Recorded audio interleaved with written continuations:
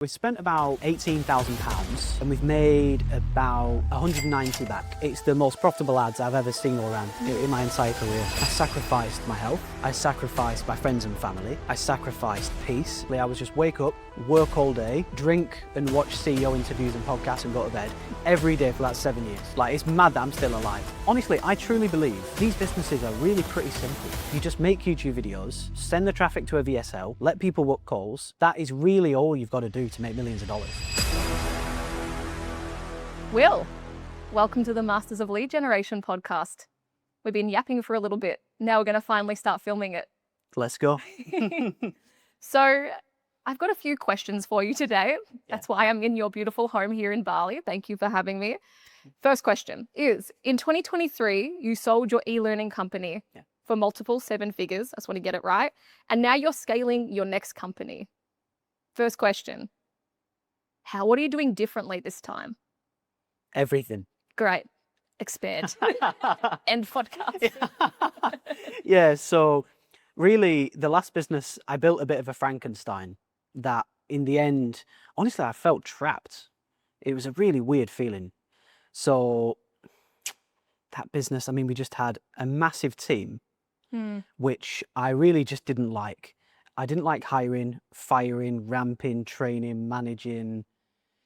We were super reliant on paid ads and we were struggling to, keep it going, similar to what you were talking about a second ago. It was like just shoveling fuel onto a fire that was like slowly kind of going out, I guess you could say.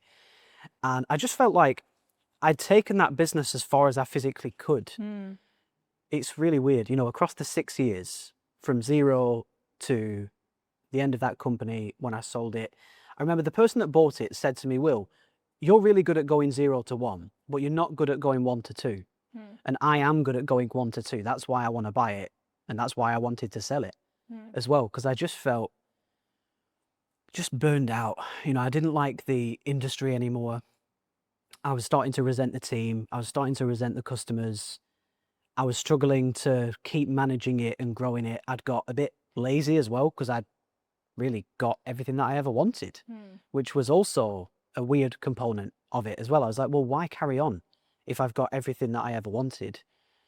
And I started to think, like, what do I enjoy? And honestly, what I enjoyed was just talking about business. And I wasn't doing that at all because I didn't have a personal brand. I didn't have any social media. I was just kind of behind the scenes running this company. And yeah, when I sold it, I just wanted a fresh start. And my plan was to have a 1-person business, no team, no ads, just make a few YouTube videos for fun, hopefully get a few consulting clients, make 30K, 50K a month, and just chill on my own. And that is kind of what I did and what I got. That worked well. And then I had a YouTube video that blew up. And then I got loads of people asking to work with me. I had way too many sales calls, so I hired a couple of reps to help me. And then it all just started going again from there. And then I've ended up building another fucking company now, so. Oops. Oops. And you're not scaling that with paid ads, which we'll talk about in a second. We'll unpack that. Yeah. But what are you making sure you don't do? What mistakes are you avoiding? Yeah. Because you've got the hindsight of the other company. Yeah, I've learned so a lot. That first business was like, it was like a testing ground for what I liked, what I didn't like, what I accidentally did. It taught me a lot. Like, I needed that first business to teach me what to do and what not to do. So I tried to keep this business organic. We've only just started running paid ads about 6 weeks ago, which has been a whole nother story. I can tell you about that. It's disgustingly profitable. But really the focus for this business has been, it has to be fun. It has to be as profitable and simple as possible with the smallest team possible. And the model now is basically a much higher price, but way less customers and way more hands-on. So I do a lot of one-to-one consulting with people and in-person stuff. So it's just simpler and leaner and better and more fun and more longevity. It's just better in every way. It's better because it's what you want, right? And I think a lot of people struggle to figure out Yeah. what what they actually want. Yeah. I mean, I haven't scaled to your size. I was telling you just before, we've been doing the business. I run it with my partner about 3 years. We're in our 4th year. And we started this in lockdown. And it was like, we called it Operation Freedom. So we're really into life design. We would go away and like design our life. What do we want? And in Melbourne, we were like very horrifically locked down. That's why I don't live there anymore. I rage quit. So we were like, okay, what do we want? And one day we were like, we want freedom, complete autonomy, complete freedom. We sold all of our shit and we were like, let's pack our lives into a suitcase and the business needs to match our life. That's it. Like we always knew that the business has to match our life. I would say that compared to like some of like the 22-year-old guy stories and they're like, I'm making $500,000 a month and blah, blah, blah. Maybe we're slower. I mean, we're still doing over $1 million a year, but I think the most important thing I've ever figured out is to know what I want and to like build the business to match that, not the other way around, and not wait until the business unlocks some sort of monetary, because like I know like I'll make millions of dollars, whatever, but I don't know if I'll die tomorrow. Do you know what I mean? I'm shaking my head because like I wish that I'd done that sooner. Honestly, the first company was literally just at the cost of everything, how much money can I make? That was it. And I sacrificed my health. I sacrificed my friends and family. I sacrificed peace.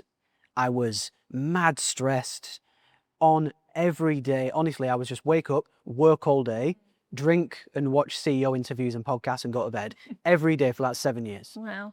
Like, it's mad that I'm still alive. Like, honestly, it's just crazy. So it was good because it got me the money, which is really what I wanted for that first season, but it didn't get me anything else, you know. And then after I sold the company, then I was like, because I was starting to think, I wish I could. I mean, I remember thinking, I was sat in the cafe in the building that I lived in, writing in my journal, thinking, you know, what do I want now? And I've ticked the money box. So I asked myself this question: if I had 100 million in cash and I never had to work again, what would I do with my day? And then I wrote down like talk about business and help people to build these businesses because I just love building them. And I thought, right, well, I'm not doing that. And I started setting some goals, like just more life stuff and peace stuff. And then I started to go in a more constructive direction, really, with more of a focus on the life that I want to build rather than just how much cash can I accumulate, you know? For me, and again, I'm not on your level, but I'm at a level where I don't want for anything, right? Like and especially like living in Bali, you can have a very great lifestyle. I've got investments. If I never worked again, I wouldn't be balling, but I would be fine. And I think some people are very driven by money. I'm not personally motivated by money. And I think you have to find a stronger why outside of yourself. So for you, like you had this business and then I think you like reluctantly started another one.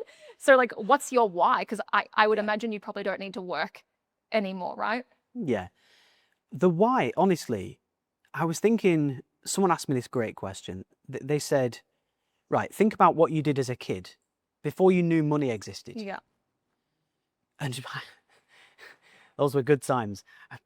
Before I knew money existed, I would just like skateboard for fun, do graffiti for fun, make music and play music for fun. And I just love creating and designing and building things. And to be honest, that helped me a lot with building the business and writing the ads and making the videos and building the funnels and the graphics and design and stuff.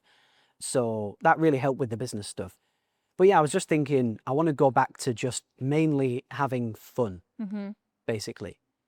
And then I was thinking, well, what do I enjoy? I enjoy spending time with people and talking about business and money and wealth and investment and funnels and copy and stuff.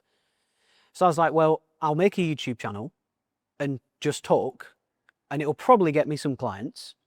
And I will, back then I was doing like just 5K a month for an hour a week. And I was like, I'll probably get a few clients. I'll make enough money to be fine. I'd bought an apartment outright with cash. I didn't have any debt. I had like good cash reserves and investments and stuff to kind of make sure I was fine. And that was the plan. And then the YouTube channel blew up, which I actually didn't plan for. I never thought I'll have a massive YouTube channel. I didn't think I could really, I don't know. I didn't even think I could really do that. But then one video blew up. We booked like hundreds of sales calls And then I had too many clients. Then I had to raise the price. Then I had to hire closers to help with the call volume. And then an assistant. And then it just became what it is today. But I kept it how I want it, if that makes sense. So like, I kind of made up a new model. I was like, forget what the market wants. Forget what people want. Like, what do I want? And I was like, well, I want to coach people one-to-one. I want to charge a monthly fee instead of like having a 3 to 6 month program and stuff like that. And it just worked really well. And I didn't want to make high production videos. I was like, I just don't want to do it. So I just didn't do it. And it all kind of really worked in my favor, really. So it's a bit of what I want. It's a bit of fun. It's a bit of luck, that kind of thing that's brought me to where we are now. That's awesome. That question that somebody asked you, it's out of Robert Greene's book, Mastery. Have you ever read that? I haven't. I've read half of it, so I won't profess to have read the whole thing. I'm getting through it and doing the exercises. But I do believe that everyone has like a gift to share, right? Or something that they can help people with. And it comes back to like, before the world trampled you down, like what did you lose time in? Like what were you like naturally inclined to enjoy? For me, like I fucking love funnels. Like literally all I do, like even when my partner and I met, I would go to his house like a date night. We would drink red wine and break down infomercials. I love that. Like shit like that. We like read Dan Kennedy, like study Dan Kennedy on the weekends. And do you know what mistake I made recently? Like, you know, I was saying like, yeah, like build a business around my life. But it's very easy. I think like the big thing that distracts people is not greed. It's like envy, right? And so I'm in these masterminds of these people that are fucking awesome. They've got huge businesses. And I didn't necessarily want that, but I felt like I should want it maybe. And I started to like lose my direction. And then I started scaling. So we had 3 pods. I brought in a sales team. But what I realized I was doing is I was building the business that I knew how to build, not the one that I actually wanted. And so do you know how dumb this is? I'm like reading all these books. I'm reading the E-Myth and it's like, you shouldn't be the person doing the work. You shouldn't be like blah, blah, right? And this is obviously leading to a question about you and not just a ramble, but it's like, it's like, okay. I was like, okay, I've got to be a business person. I was like hiring, HR, fucking stuff. And I was like, I hate this. And do you know what was happening? I was literally talking to Matt, my partner, and I was like, oh, like I need to find a hobby. Like I need to find a hobby. And one day I was like, my hobby's funnels. I just want to do marketing. And so we stopped bringing on these like $3,000, $4,000 a month clients, profit shares, big clients, scaling clients, ones that I'm excited to work on. And it makes sense for me economically to work on. And instead of having lots of clients trying to hit 10 mil, give or take, it's like, why don't I just have 10 and they each pay me $100,000 and I get to work on the cool shit I want. And so my question is, or my point for you to answer is, you do the work, but that's like not conventional. Conventional wisdom is hire people to do it. Like you're a bit of a sucker if you're doing the work. You're not a real business owner. Yeah. So talk to me a bit about that decision to like, you sound very hands-on. 100%. I mean, we call it, it's kind of tongue in cheek, but we call it Unscalable Consulting, like what we do. And yeah, I love doing the exact opposite of what people say. So people say traditionally, have a course, do group coaching, keep it scalable and scale it very far, usually with paid ads. But I've kind of done that in the old business, and the further I scaled, the lower the profit margin. And I realized at one stage, I was looking at the P&Ls and I was like, man, we were making about the same profit when we were at about 300K less a month as we are now. But now we've got management to pay for and this thing, all the infrastructure. And I started to think like, you know, what would happen if I didn't build the big team that people say and run all the paid ads that people say and stuff like that. And I just love kind of proving people wrong. You know, I like to do shit where people say don't do it. And that's part of the reason I wanted to sell my last company, because just a lot of people said that it couldn't be done. You know, a lot of... Sale? Yeah. Yeah. So there were some pretty big guys that said to me, you can't sell an info business. You can't sell a personal brand driven coaching business. But one of my mentors had said that you could. And I believe my mentor more than him. And then I tried, and then obviously I did it. But it felt nice to be right. And it kind of, what I'm doing now, more and more people that have those scalable group coaching programs some of the big names have started coming to me and being like, Will, like, what are you doing? And I tell them, and they start changing their whole model because they can see, listen, yes, you've got to do consulting. You've got to put your own time into it. But for me, it's worth it because you can charge so much more and people want the founder. Yeah. Because one of our offers, the one-to-one, is anytime calls with me, anytime calls with my entire team, a WhatsApp group with us all in it for anytime chat, and the training program, you know, and we charge $10,000 a month for it. And I think it's just the best model ever. You know, I wish that my mentors had that. I would have loved to buy that. And when I was designing this business, I thought, like, what would I want to buy? And that was what I wanted to buy. So I was like, well, if I would want that, well, let me give that to people. Basically, that's kind of how I designed the business. I just thought, what do I want and what do I think, you know, I would want from somebody else? Excuse me. Have you got a cap with how many people like you can have hitting up your phone and lighting up your WhatsApp? No. No? No. Do you think you'll find one? Yeah. So one day. we've started to get there a bit recently. Yeah. So we had our second biggest ever month last month. It was about 580 cash with 461 net profit for July. And I was talking to my operations director. He was like, Will, are you okay? Is WhatsApp okay? Are the calls okay? I was like, yeah, I'm good. He was like, when do you think it will not be good? And I think it will be I reckon about 900 a month is where I think we'll start to run into problems. So, and we're on the way up there now. So we'll see in a few months. We'll see. Yeah. What's your end goal for this business? Do you have one, or is it just you're letting it unfold naturally? Well, I would say probably my biggest goal is I want to become a billionaire. Not really for the money, but just for the challenge. It's just such a massive goal. And to achieve that is just like, you've got to be so good. And it takes so much time and effort and thought and planning and strategy. And I think if you can get there, it's just like an amazing puzzle to have solved, you know, and I want to solve that puzzle. So a lot of my, this business is basically a cash flow vehicle to invest in the things that will allow me to get to that goal, basically. So I don't want to sell this company because we're doing about 6.5 million net profit a year right now. It just, you know, sometimes you don't see your own stuff. You need someone to tell you. People often think the exit needs to be the goal, and then, but then what? Yeah, exactly. Like you're just going to start another business from scratch, and unless that's your shtick. But similar to us when we've thought about, okay, we're going to like build this thing, and when I was doing the scaling thing, I'm like, I'm going to build it to sell it, and I'm going to have this sick exit. And then part of my journey was, why would I give away this machine that I built, which is the hardest problem that any business can basically solve, which is marketing? I'll just start getting equity in businesses, doing what I'm already starting to do, come into profit share. I'll start, like, that's a much stronger vehicle. And like, why would you don't have to sell it, right? And I think often people sell it because they build something that they want to get out of. So I was just like, well, how do I build something I don't want to get out of and can pay me money every single year? So for you, when you hit your billionaire status, do you think becoming a billionaire will make you happy? No. Or is it more like who you want to become along the way and like the journey of the challenges? Yeah, I know by now money does not make you happy. I know it doesn't make you happy. Like, I think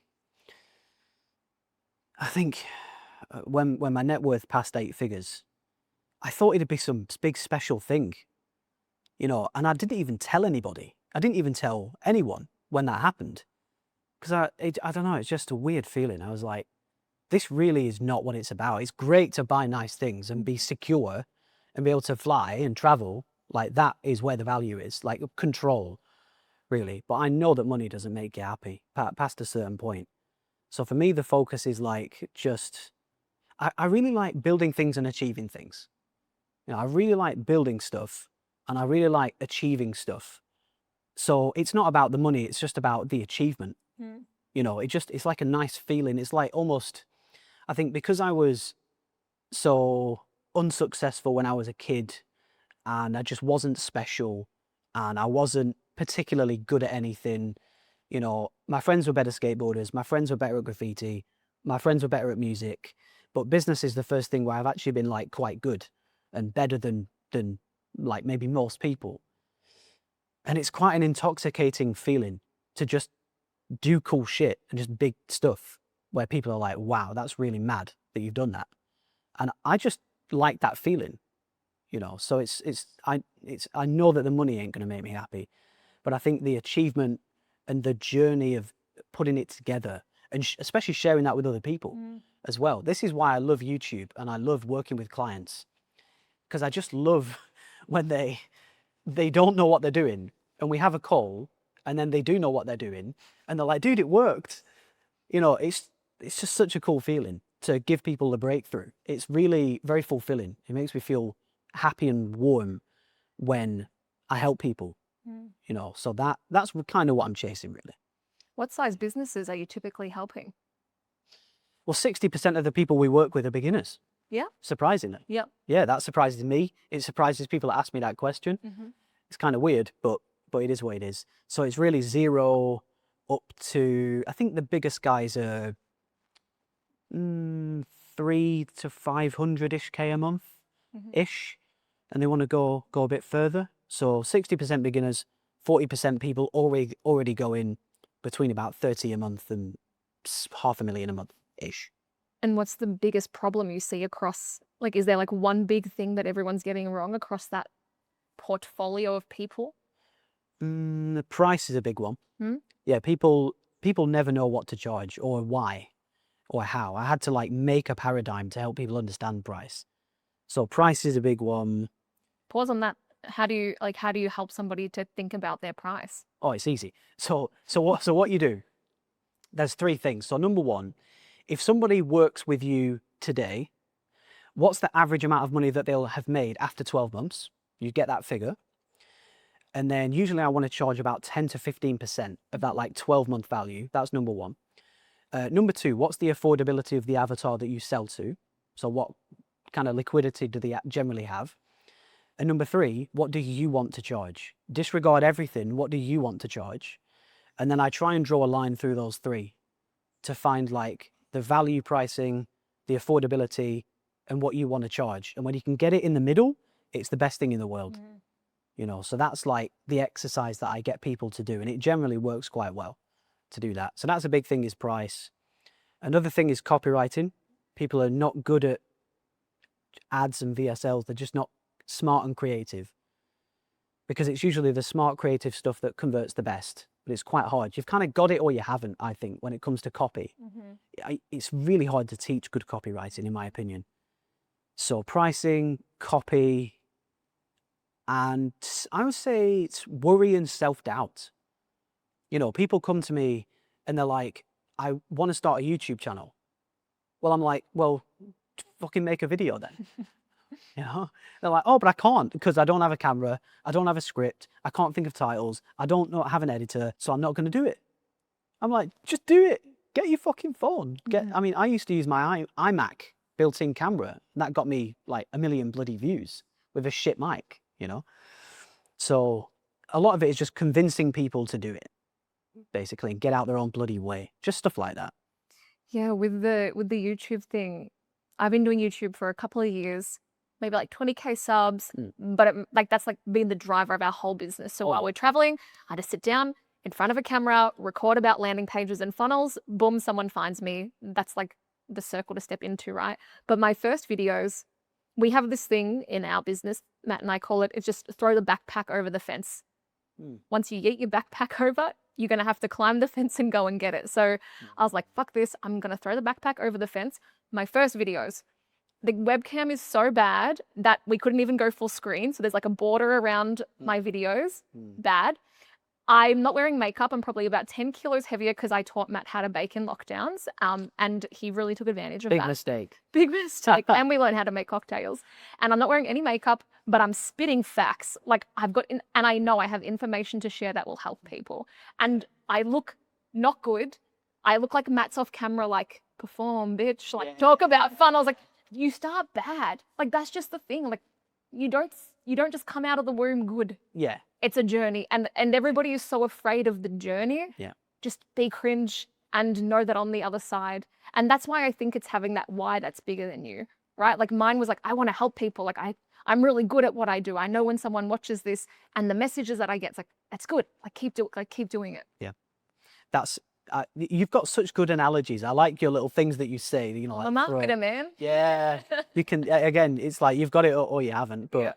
it's, yeah, I mean, look, I can understand it. It's fear. We've all got fear of something, and I can understand it, to be honest. People are scared of looking bad or people seeing it and calling them names and shit. I can understand it, you know, but it's just not as, honestly, I truly believe like these businesses are really pretty simple. You just make YouTube videos, send the traffic to a VSL, let people book calls, close the calls for the right price and help them. That is really all you've got to do to make millions of dollars. It really is, you know.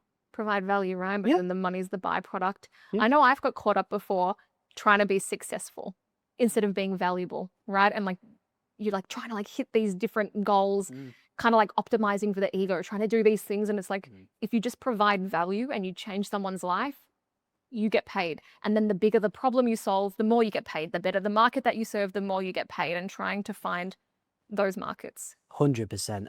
Have you ever found this as well? I've found that when I try really hard, or when clients try really hard, everything it just doesn't work. And when you just like, fuck it, just get that video out there, or just, I don't even care whether I close this call, or fuck it, then it all comes together. Have you ever found that? Yes, totally. Because it's like force versus flow, right? Yeah. Depends how like spiritual you are, but it's like Yeah. if you're pushing against the audience, if you're gripping the steering wheel instead of letting like the things to unfold naturally, it doesn't work. Yeah. I literally just came off the back of that. And a big lesson that I've had recently is like the decisions I make now, I will pay for in 6 months.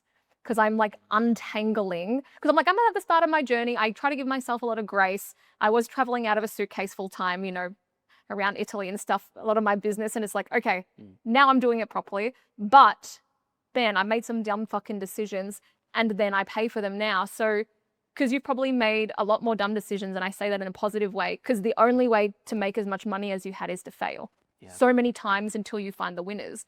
Now, how do you like, do you have like a decision-making framework? Like what are some of the ways, you probably don't even realize it, but some of the ways you think and that like helps you to make better decisions, right? Yeah, I do. Some of them are conscious, some of them are unconscious. Like, you know, one of them is, this is a very simple one, but if it's not a fuck yes, it's a no, is a very simple one that I'm sure a lot of people have heard of, but it's very true. It's quite hard to action that sometimes, because sometimes you just overthink. So that certainly helps. Another thing is just, sometimes my mind gets a bit busy and I'm like, God, what should I work on this? Should I work on this? Should I do this? I need to do this. I just get my journal, write down everything that I've got to do or everything that I'm working on. And just, I write everything down in one list, and then I rank them in order of importance on a second list, like 1, 2, 3, 4, 5, 6, 7. And then forget everything apart from number 1 and just get number 1 done all in. Do not stop until it's done. When it's done, cross it off, only number 2. Get it done, only number 3. That really helps me. And often clients come to me, they're like, well, I'm confused, I'm overwhelmed. What should I do? What should I work on? I'm like, do the list, do the priority list, just do them one by one. So that really helps often as well. And you know what an alchemy of self document is? Yes, I call it an OS, like my operating system. Yeah. Yeah. It's like all the ingredients that make you, right? And like how to think and your values. Is that? Pretty much. Yeah. Pretty much. Yeah. Like I got it off Sam Ovens back in the day. Yeah. And it's like, you know, who you want to be as a person, your values, like your goals in order, like one by one, and, you know, how you make decisions. Like one thing that I've written in that. So one of my biggest dreams when I lived in Dubai was to buy this dream apartment that I wanted. I knew exactly which one I wanted.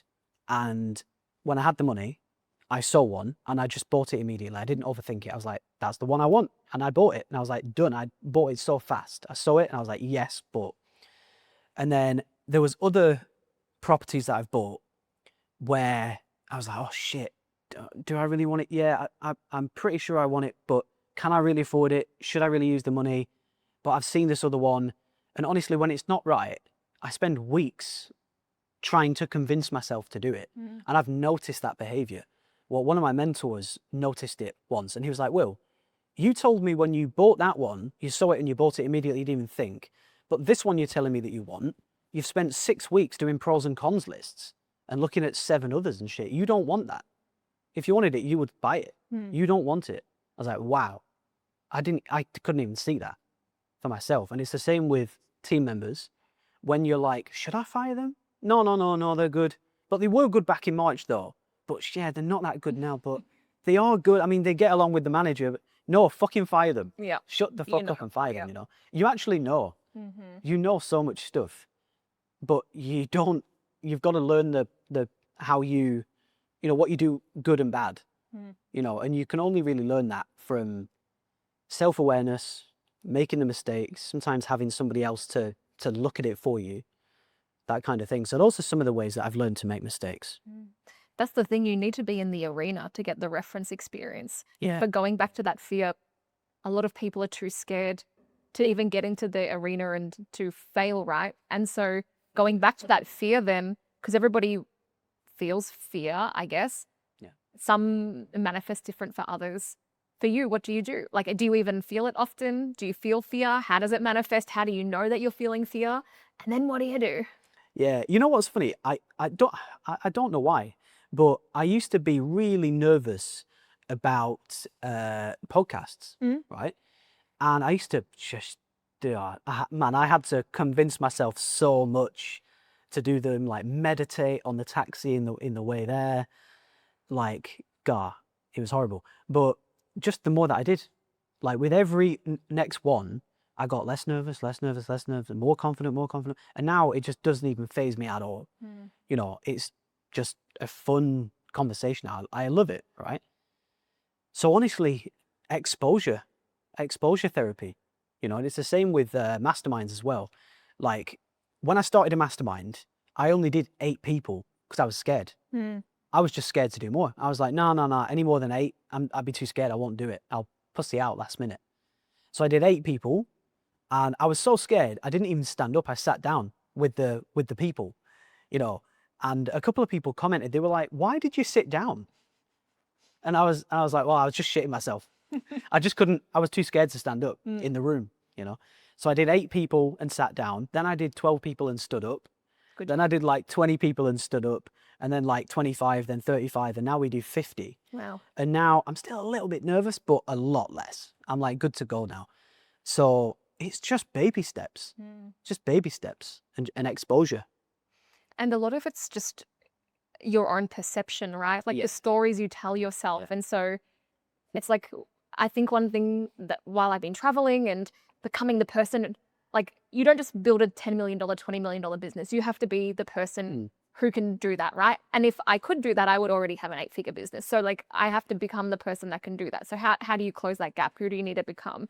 And a big part is just the stories you tell yourself.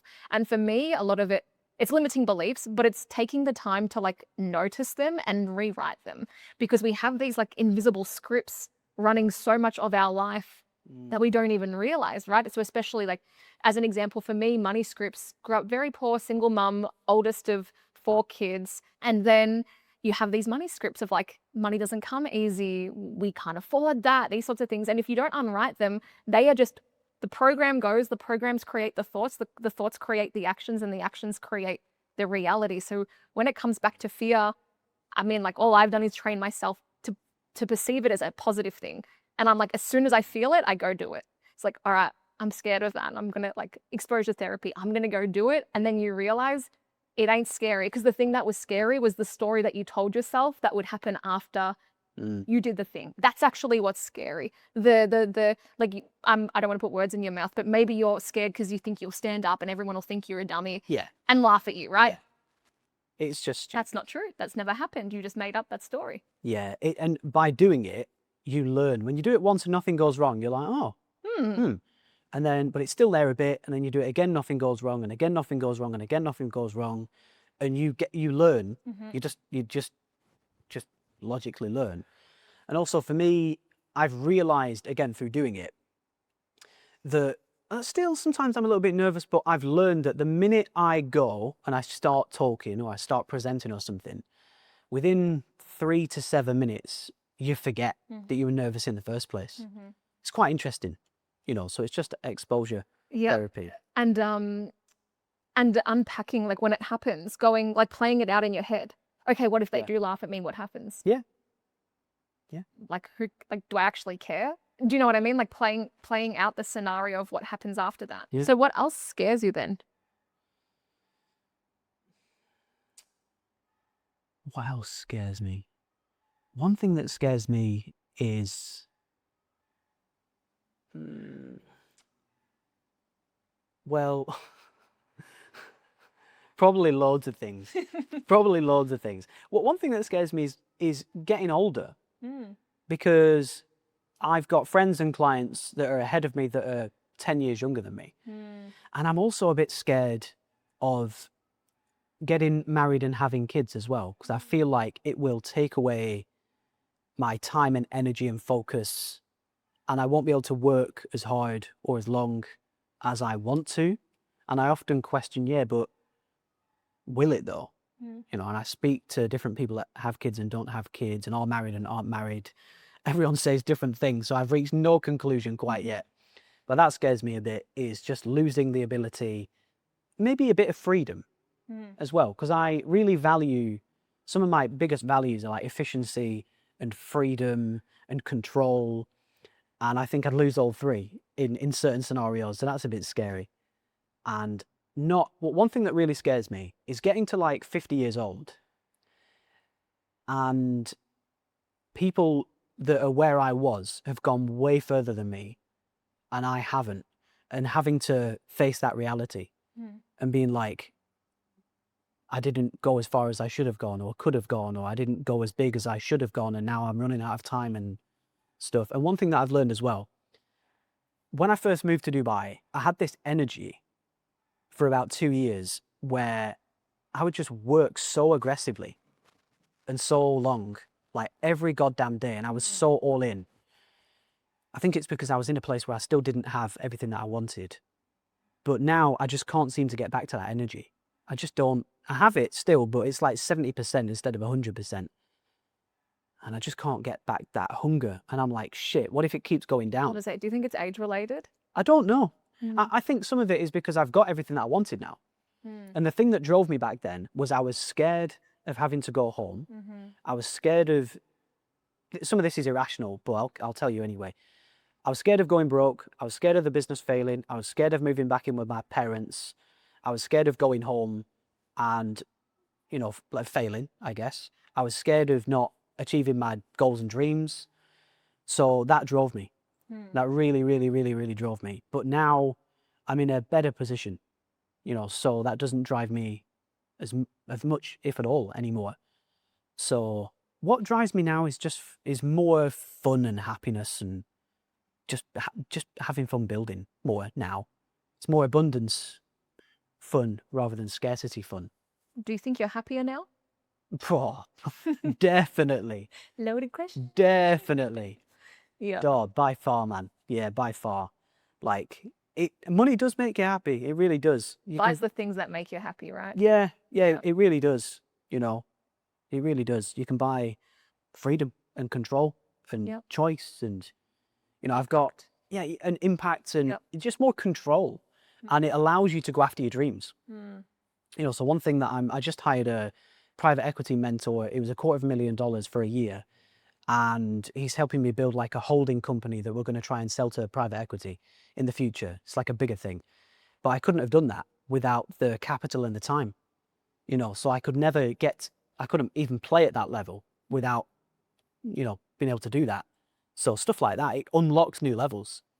Let's talk about money dials, because are you familiar with that terminology, like a money dial? No. I don't know if it's like a remit safety thing or something, but it's like, where do you like to spend your money? And like not spending money for the sake of having money, but purposefully putting money and money's energy into the shit that makes you happy. So I saw on your social media, as an example, I think had you just paid 18.5K for somebody to live here and whip you every day to make sure you fucking work out? Yeah. Tell me about that. Is that a money dial? And what's that about? Yeah, I mean, again, like I really like to use money to solve problems where possible, and that is a great use of money. That is a bloody great use of money. A year ago, and I met this fitness guy, and he was saying to me, "Will, I want to do this thing where I go and live with entrepreneurs, but I don't really know how to do it, or frame it, or get the clients, or who to go after, or what to charge." And I was helping him with it, and then he was like, "Would you ever buy something like this?" And I was like, "Well, actually." I actually would. And so he accidentally closed me, and he was like, "Well, why don't we do it? And I'll give you a little bit of a discount and stuff." And I was like, "Yeah, you know what? Let's do it," because I've really neglected my health for a very long time. I've smoked cigars, drank alcohol, eaten bad food for many, many years. And I try my hardest, with a treadmill desk, and I do go to the gym, but I don't really know what I'm doing. I thought, man, let me just try and solve this problem once and for all and go all in. So yeah, I paid him $18,500. He moved in on, today's Saturday, he moved in on Monday, or today's day 6. And every morning he gets me up at 7, we do stretching, we do breath work. Then we have the first meal of the day and I'm allowed to work for a while. Then we go to the gym and then just do all this crazy stuff like all day. And that's one way that I like to use money, is to do these extreme things. Because I've found that sometimes when you do extreme things, you actually get extreme results as well off the back of it. So that's one cool thing. But yeah, most of my money, I probably live on about 2% and invest probably about 98%. I actually don't like spending money unless I'll happily invest it, but I don't like spending it. No. I find as well, money allows you to compress time, right? Oh yeah. That's Oh yeah. mine is my money dials: convenience, VIPs, like great experiences, like very unique experiences, and compressing time. Like if I can, time to me is my most valuable asset, and because it's finite. So whenever I can compress time, like learning things, there's levels to the game, right? It's like when I first started business, you got to buy the courses and watch the free YouTubes. Now, when I find somebody who can teach me shit, how much do you cost, sir, to teach me this shit very, very fast? That's it. Like I'm condensing time, and then that just, like, I find compounds over time. Definitely. Yeah, definitely. I've found that as well. I probably one of my worst traits is massive impatience. I hate waiting. I bloody hate waiting. Yeah, I just hate it. So if I can spend money on getting somewhere faster or easier, like, have you had the police escort here in Bali? I have not had the police escort here. It's the best thing ever. Was it fast? Fucking fast. Like my girlfriend, they go so fast, my girlfriend gets travel sick. They're all like weaving in and out and like going down. Yeah. There's massive queues of traffic. They just fucking dart down the other one-way road.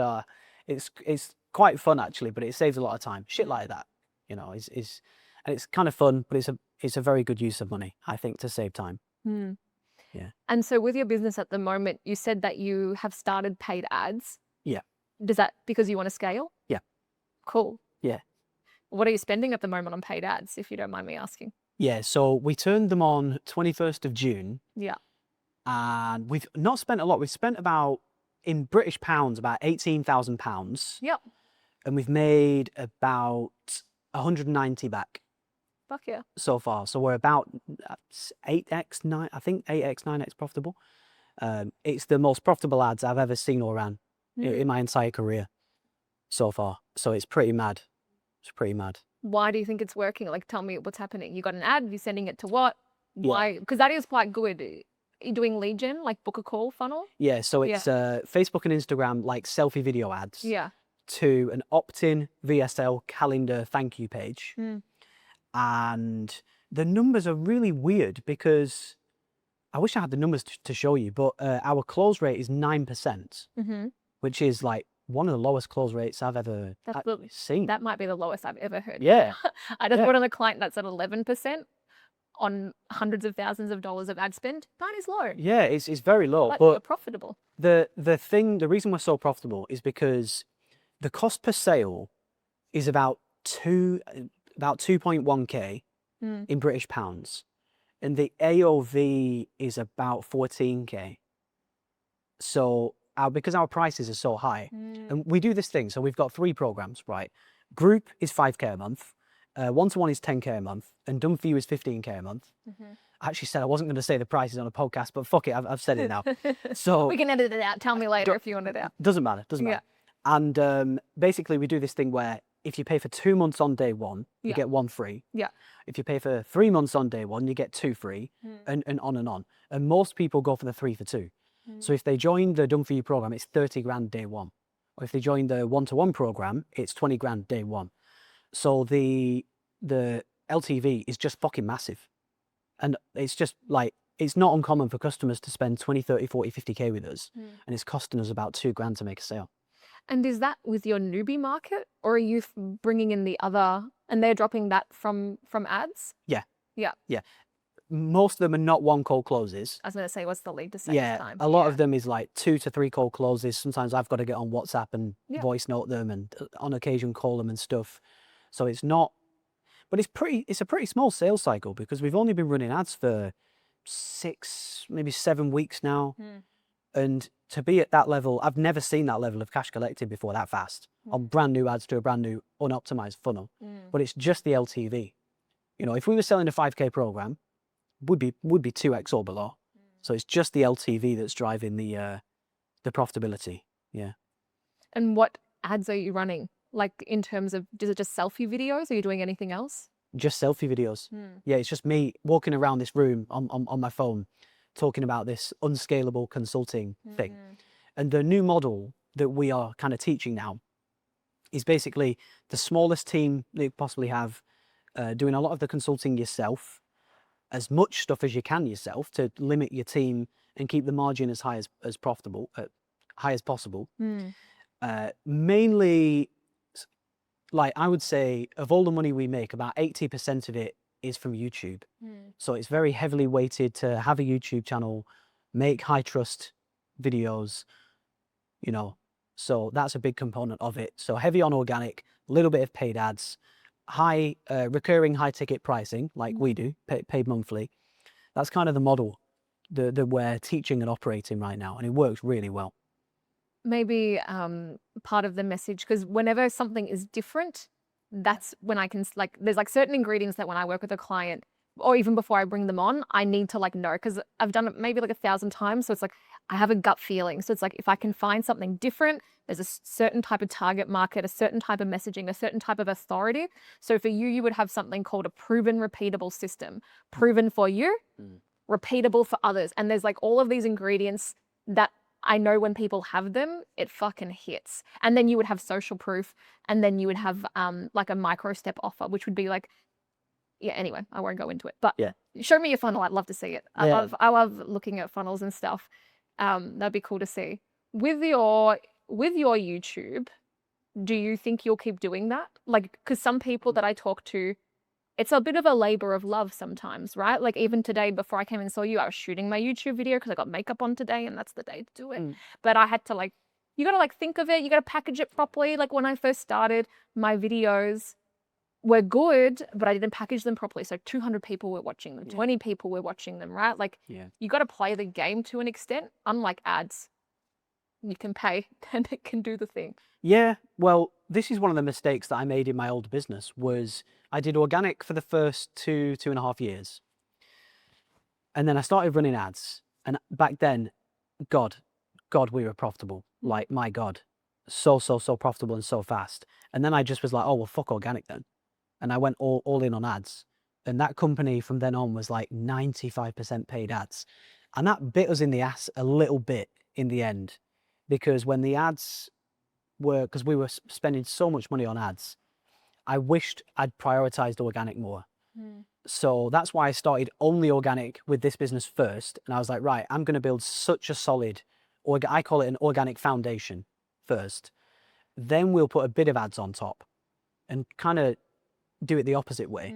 So I'm very conscious with ads. Don't get comfortable. You know, yes, they're mad profitable, but just the organic is the foundation. And also YouTube is a big nurture mechanism for the ad leads as well. You know, so the close rate's low now, but I know these leads that are in the system over time, they'll see the retargeting ads, they'll watch the YouTube videos, they'll watch the podcasts, and they'll buy in the future. So I'm aware of the importance of organic, you know, for for sure. And organic is really important. So YouTube, I find it fun, and I hope that I find it fun for a long time to come. Because the day that I don't, I will probably stop doing it. Because fun is very important to me now, and I don't like doing things that I don't want to do, you know. So I hope that I keep loving it for a long time to come. Yeah. And not letting it become a chore. For me, it's become a chore when I'm like, fuck, if I don't make this video, we probably won't bring in any clients. Do you know what I mean? So when you're in that space now where it's like, now I'm very blessed. I get to choose clients. Like I can knock back big deals because it doesn't align with my vibe or like what I want to do. And I think like now it's fun again, right? It's like exciting for me to want to do. Yeah, you've just got to keep it fun. You know, like we were just saying, when you've got that abundance energy and you just, that's always the best videos. They come when you're just loving it and having fun and you want to make it and you're excited about it. That's where the best videos come from. It can't always be like that. That's just life. But yeah, I really find it fun. I've always loved making the videos, and it just helps the business so much, you know, so it's win-win. How do you think, what are the biggest ways that your mindset is different to now versus maybe 5 years ago?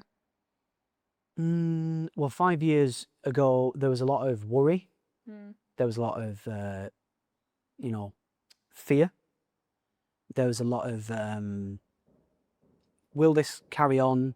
Can I really do this? Will it last long term? So back then I was just driven more by scarcity and fear, really. Whereas now I'm more driven by abundance and choice and fun, and now it's just more about playing the game for fun, really. Do you think you could have gotten to where you are now if you were building not from a place of fear, but from love and abundance? Or do you think that you had to have that drive to be able to, like, because some people might watch this and go, well, that's nice for you to say, Will, but you're worth 8 figures and fuck you. Like, I need to figure this out.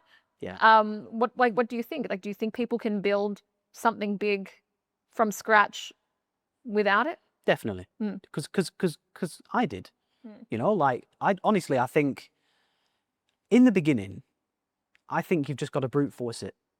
You've just got to just do everything you've got to do, everything that you can, learn to solve problems. You know, if you can't solve a problem, just go to a coach or a mentor to get it solved. And just to get to your first, maybe like in terms of net worth, just to get to your first 1 or 2 million, just got to fucking go. Just go and don't stop. You know, just go bloody hard. And then when you get to, you know, 2, 3, 4, 5 mil, then you can start to invest it and kind of chill a bit more and go in a bit more of a fun direction and start choosing your clients rather than working with everyone. At the start, you've got to take anyone. Yep. You know, and then when you get further ahead, you get more choosy, higher price, you learn more. So yeah, like, I mean, we've both done it, you know, to start from nothing.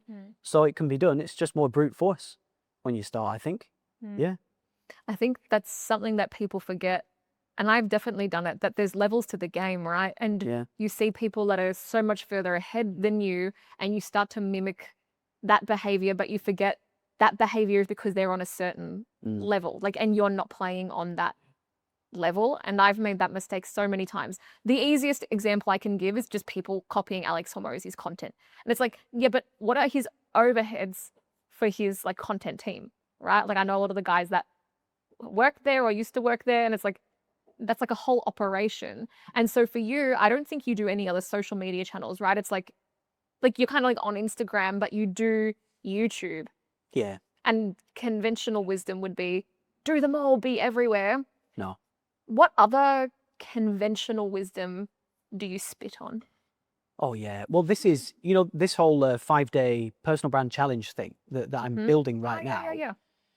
I mean, a lot of that is just about all the stuff that you don't have to do. You know, like you don't have to have a content team. You don't have to have a goddamn, come on, content director. You're a fucking idiot if you have one of those. Come on, pull yourself together. Like, you don't have to have fancy equipment. You don't have to have a pop, you know, like, there's so much shit that you don't have to do. You just need to make simple, valuable content and post it regularly and share value. And that's what I want to help people to realize. is just to keep it simple and keep it fun. Basically, that's what I think I would say. Yeah. And even like Alex Hormozy 5-10 years ago can't hit his standards now because there's levels to the game. I'm going to use that. That was really good. All right. That was really good. I I'll like have that. to charge you a royalty whenever you take any of my one-liners. That's really good. But that's the thing, right? Like he wouldn't have done that. And me, where I am right now, like I didn't even know what to do. I didn't have the resources to do it. I had to get in the arena to unlock it. One of my last questions for you, because you have a really lean team and conventional wisdom is hire, grow. And that's one of the things that make me sick about a traditional agency model is it's like a lot of people get a big boner over how many people they've hired, right? Like, oh, I've got a team of 50. And I'm like, I don't understand that. Yeah, that sounds fucking gross. Like, are you kidding me? Like, why is that a good thing? And then I'm like, bro, I know you're not taking home as much as me. Yeah. Like, I know what's going on behind the scenes. Like, I can crunch the numbers on your little operation. Yeah. So yeah, with hiring, who do you hire? How do you hire? How do you know who to hire, but still stay profitable? Yeah, I just want to touch on that point that you made there because it's so strange. People brag about having massive teams. People brag about spending a lot on paid ads. People brag about getting lots of views or subscribers. But you actually don't need any of that stuff. You actually don't even need paid ads at all. You do not need barely any team at all. Like we got to like 600K a month with a team of me, 2 closers and a VA. 600K a month with like 4. So you really don't need it. And you don't need to do, just because everyone does a scalable group program, you don't need to do that. Just because everyone runs ads, you don't need to do that. Big team, you don't need to do that. Fancy videos, you don't need to do that. Just do the simple foundational stuff. And now that I've told you that, I forgot the question. What was the question again? The question was, I was only like, I forgot the question. But the question was like thinking about who to hire and when. Oh, yeah. I fuck that up all the time. Like hire the wrong people. Don't think about the JD. Don't think about, do I even need that person? I just get overwhelmed and I think that the solution is bring in a person. And then I very quickly realized that I was solving the wrong problem and I was throwing bodies at the problem. Definitely. Well, one thing that I've learned is one great hire can do the job of 2 to 3 bad hires. And I've learned that through sales reps and support people and coaches as well. God, one great person can blow up a business. It can really take you from 1 to 300K a month, sometimes more, with one great hire. So I'm very, very, very careful who I hire. And man, I try and do as much as I can actually myself, which I know it goes against the rules of buy back your time, outsource stuff, work as little hours as you can. People brag about that. I think that's really fucking stupid as well. If you love what you do, you want to work all the time. Exactly. Well, there's nothing wrong with that. Yeah. I think people just use that word work wrong.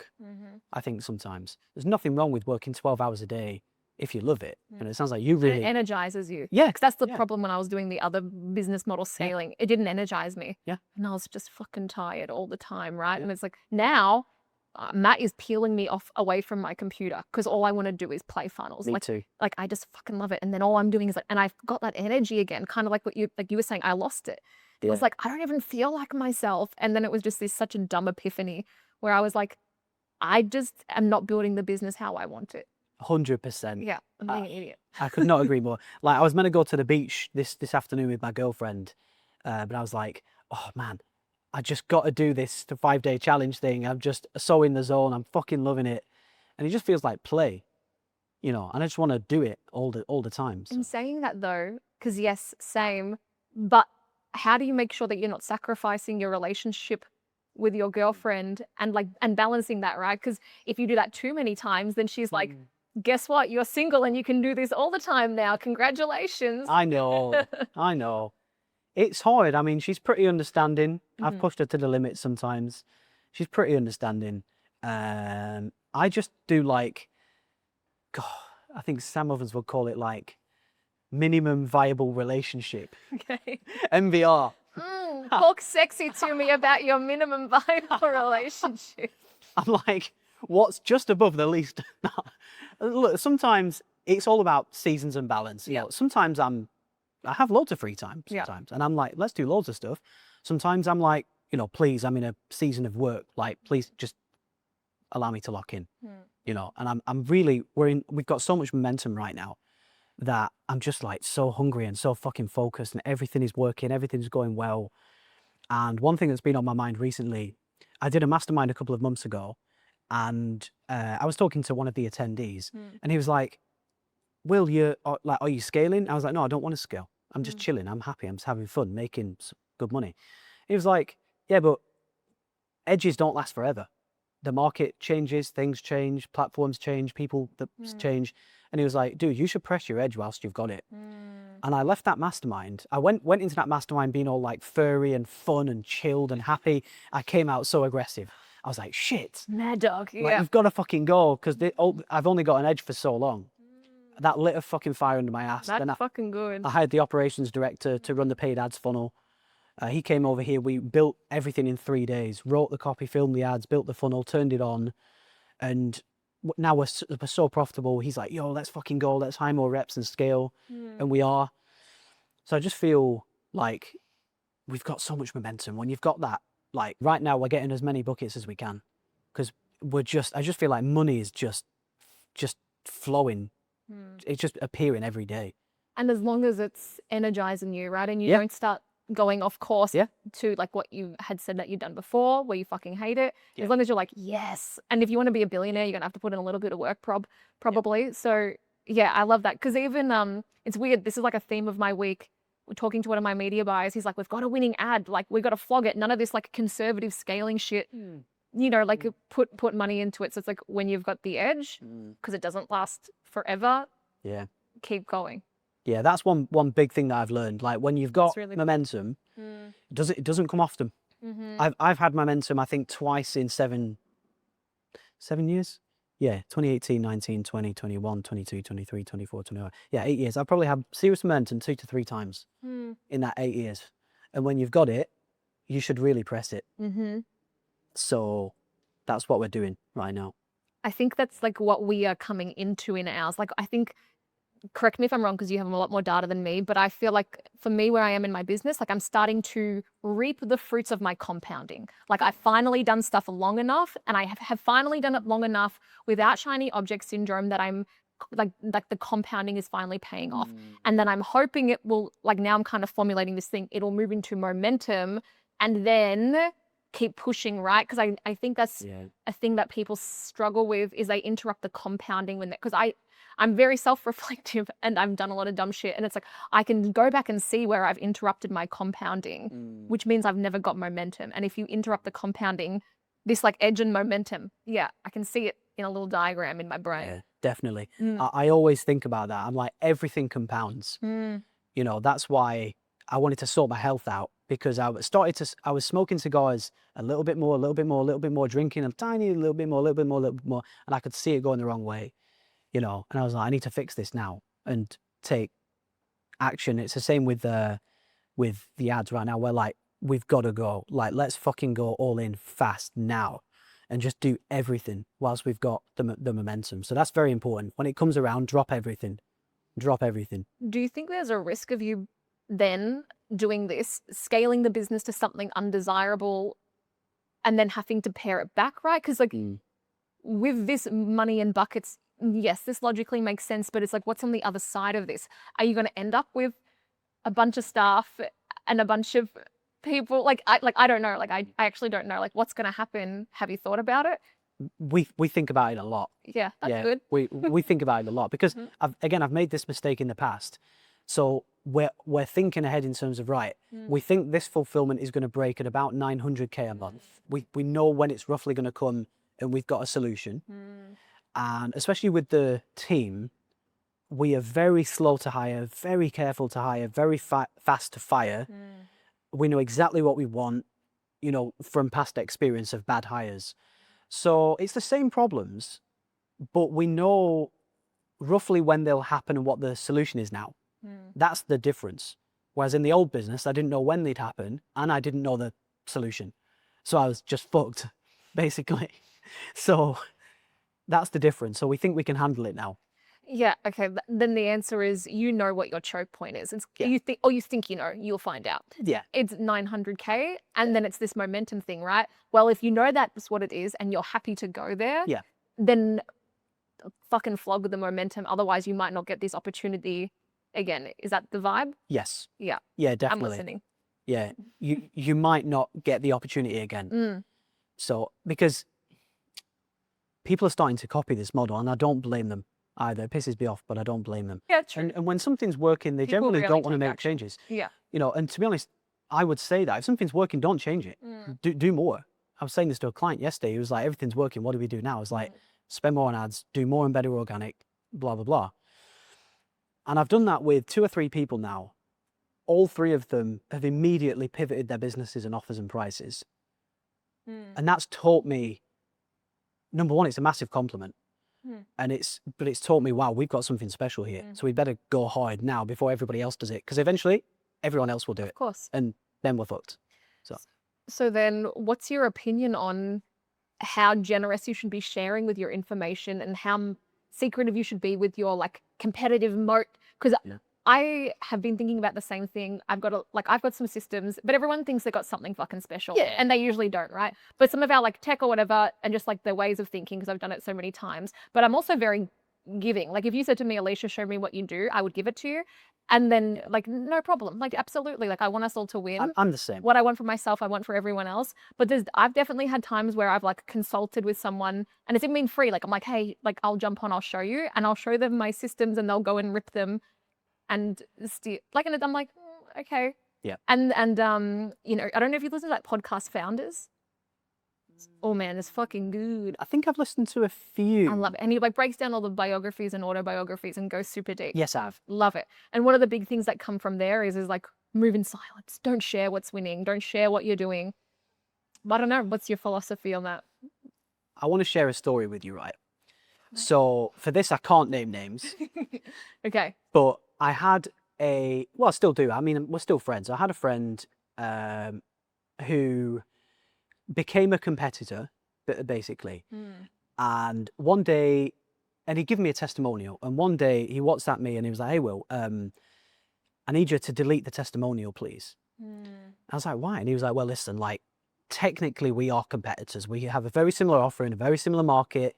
We had some customers that saw that and bought from you and not us, and we kind of want to just fix it, you know. And it made me very angry and very aggressive. And I was like, I'm going to fucking crush this guy. I'm going to I'm going to steal all this motherfucker's customers. And it just made me so angry and competitive. But I'm not usually like that. I'm pretty fucking soft. I'm pretty chilled. I'm pretty happy. But I do want to win, you know, and I want to have the best business. And I want to be the biggest guy and you know, I mean, who doesn't? Who wants to be not the best? Yeah, if you're in business, you Yeah. got to play to win, right? Yeah. Not to rock up. Kind of, yeah. So honestly, sometimes I'm in the mood of I don't care, I'll give everything away. Sometimes I'm in the mood of I'm going to murder everyone and be the number one and be the best.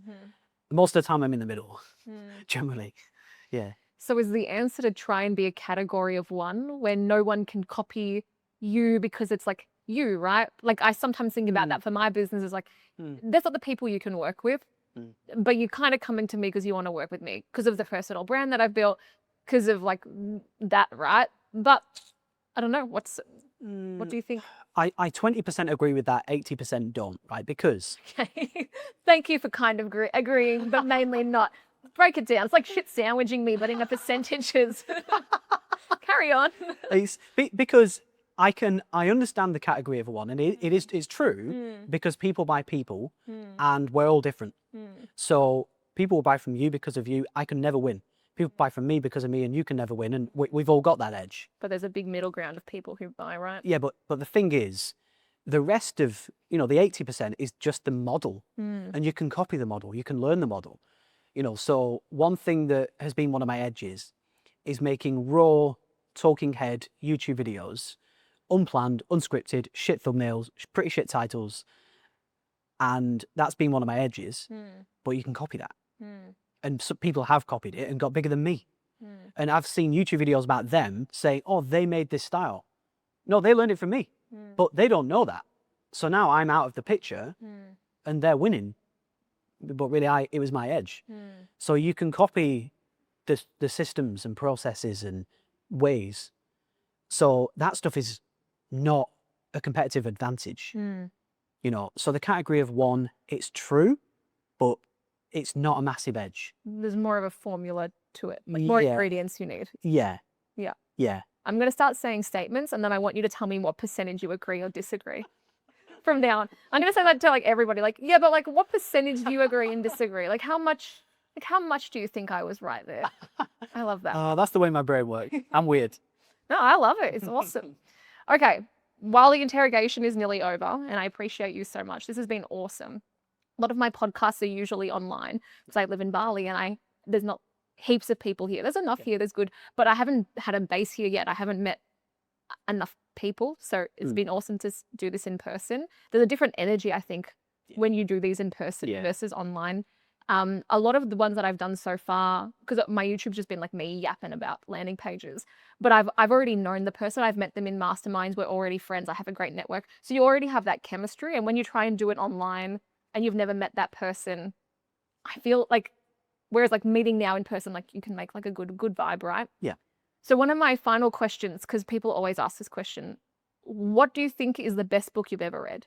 I'm going to like hit home on a vanilla question, but it's like, what do you think is the best book you've ever read? Yeah, of course. No, it's an easy answer. So the best book that I've ever read is the 3rd edition of the Mental Models series. It's like, I think it's actually like a textbook, but it's a whole book of systems and math and problem solving. It's like mental models. It's a whole book of mental models, but so much of it applies to funnels and ads and pricing and customer acquisition and scaling and LTV and investment. It's just the most useful and cool and intriguing book that I've ever read. Yeah. Very cool. Yeah, it's good.